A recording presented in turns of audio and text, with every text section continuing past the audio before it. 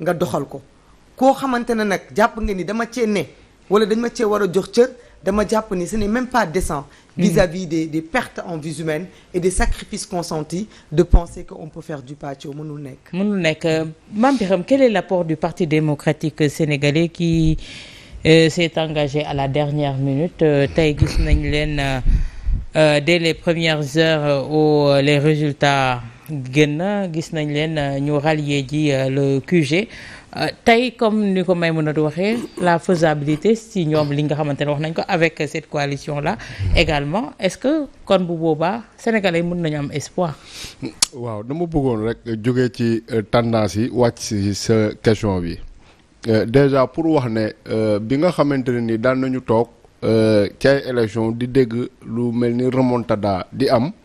C'est parce que quelque part dañ daan commencer d'abord par dépouiller zone yi nga xamante ne ni c'était favorable à l'opposition ñuy calculer ay Dakar ay Thiès bàyyi Kaffrine bàyyi Louga bàyyi Matam région yooyu ñoo daan ñëw.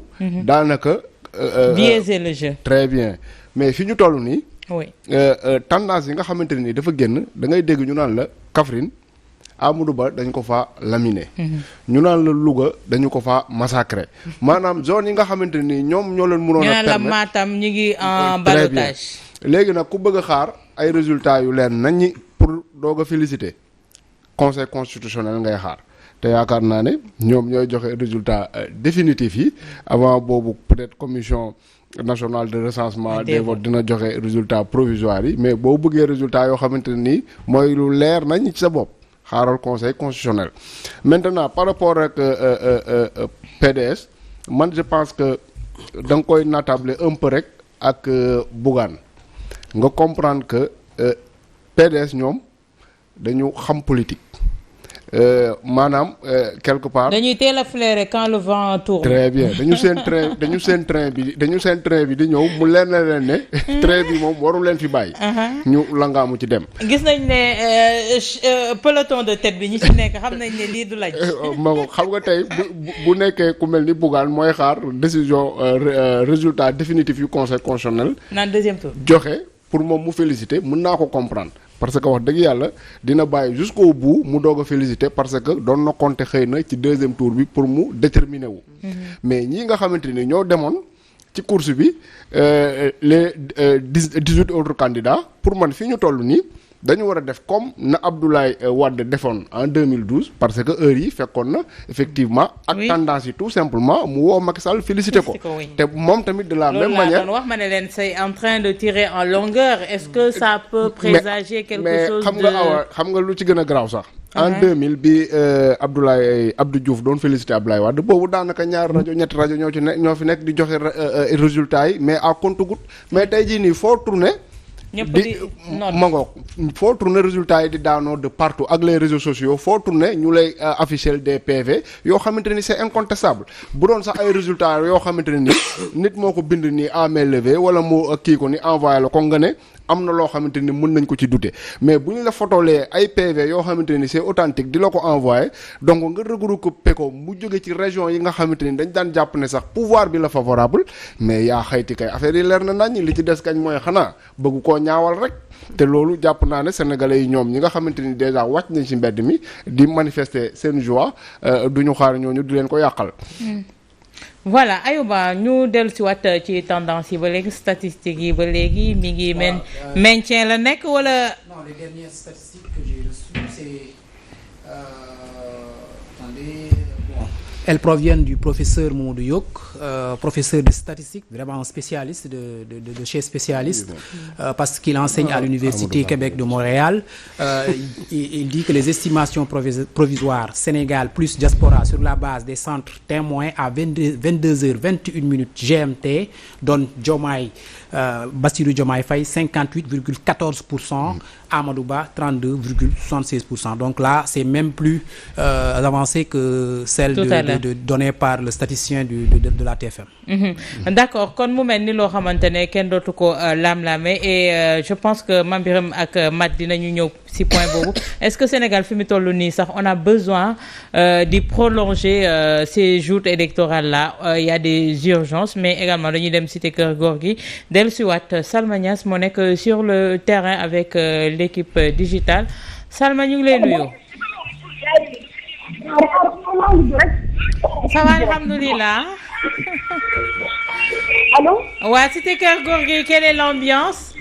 Oui, bon, c'était Kër Gorgui.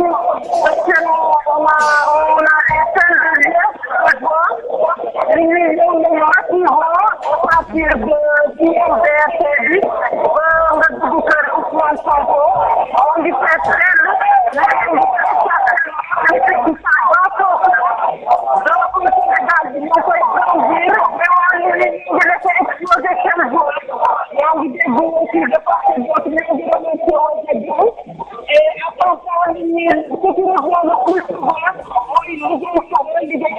Ah ouais? Je vais regarder. Ayoba, si tu l'as, tu le lis. Actuellement, même devant la maison de Ousmane Sonko.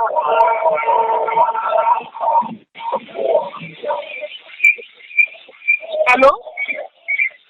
Salma, est-ce que Ousmane Sonko est sur les lieux? Ndax am ngeen information comme quoi il est sur les lieux? Ça, par contre, malheureusement, on ne sait pas encore. On a essayé d'avoir l'information, mais jusqu'à présent, personne ne peut nous vérifier. Il faut dire que vraiment, ce qui regarde actuellement, c'est loin de monde. Il y a vraiment, on a l'impression tellement loin, on a même du mal à avoir accès aux autorités. En tout cas son bi ba léegi c'est pas nickel Assane du côté de la réalisation technique ou bien l'équipe digitale bi nekk ak moom ñu wax ko ne son bi c'est pas audible mënuñu ko dégg bu baax tout ce que l'on sait que mooy le président Ousmane Sonko quand il a fini de voter à Ziguinchor en début d'après-midi il était à Dakar présentement nag Maïmouna ana votre mentor ak le président Bassirou Diomaye Diakhar Faye. Oui, quelque chose de spécial. Bon ñu ngi waajal xam naa ni bientôt ils vont venir rejoindre le reste de la coalition au QG. C'est vrai que pour des raisons de sécurité c'était assez compliqué parce que faut pas oublier que on a benn quartier général boo xam ni on l'a eu vraiment dans des périodes très difficiles où on nous refusait même de nous louer des salles amuñu woon possibilité louer des bâtiments on était vraiment des persona non grata. C'était très compliqué d'avoir un siège. Donc siège bi ñu am pour des raisons de sécurité déjà tout à l'heure c'était très rempli. Depuis plus d'une heure les agents de sécurité ñu ngi jéem a defaraat yoon pour que ñoom ñu mun a accéder ñëw fekk ci les leaders de la coalition et c'est assez difficile. Parce que déjà il y a les militants qui sont dans la rue taxaw di xaar mais je sais que bu yembee rek peut-être même que dinañ ma fa sax jiitu ñoom. avant guddi gi nga xaaj de. waaw mais guddi gi yëpp dañ koy veiller dañ koy jubiler tey nelaw amul parce que déjà campagne bi dañ doon dox ba mu bërset ba mu leer nañ. ñu nekk ko ci caravane yi donc je crois que aussi defuñu woon caravane u Dakar loolu aussi waa Dakar yi dañu namm le président Ousmane Sonko ak seen président nouvellement élu Bassirou Diomaye Diakhar Faye donc gëwma ni tey heure bu ñu génnee rek les gens vont les attendre. Mais l'information selon lequel dafa am selon laquelle autant pour moi dafa am ay corps d'élite yu ñu détaché affecté ko le président Bassirou Diomaye Diakhar Faye. waaw dégg naa ko nag awma ci vérification mais du ma bett parce que quand même Sénégal dañu am un état bu yeboo souvent bu ñuy wax ñun homme d'état wala république c'est ça c'est que on a des magiciens dans le pays des gens qui savent discerner des choses xam nga boo gisee bi ñu téye suñu candidat ñëpp naan lu tax bàyyiwuñu suñu candidat ñu ne leen amulul ñu importance parce que bu ngeen ko jàppee tamit heure bi dañ ko naroon dem détaché ko jëli ji ko Cap Manuel indi ko palais xam nga loolu dafay ñaaw.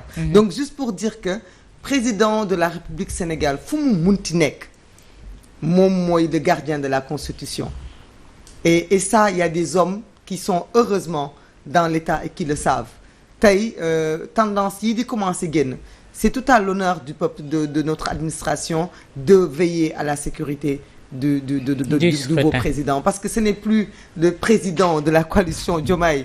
D'ici quelque temps il va falloir que nous-mêmes ñu xam loolu ñu toogee ko.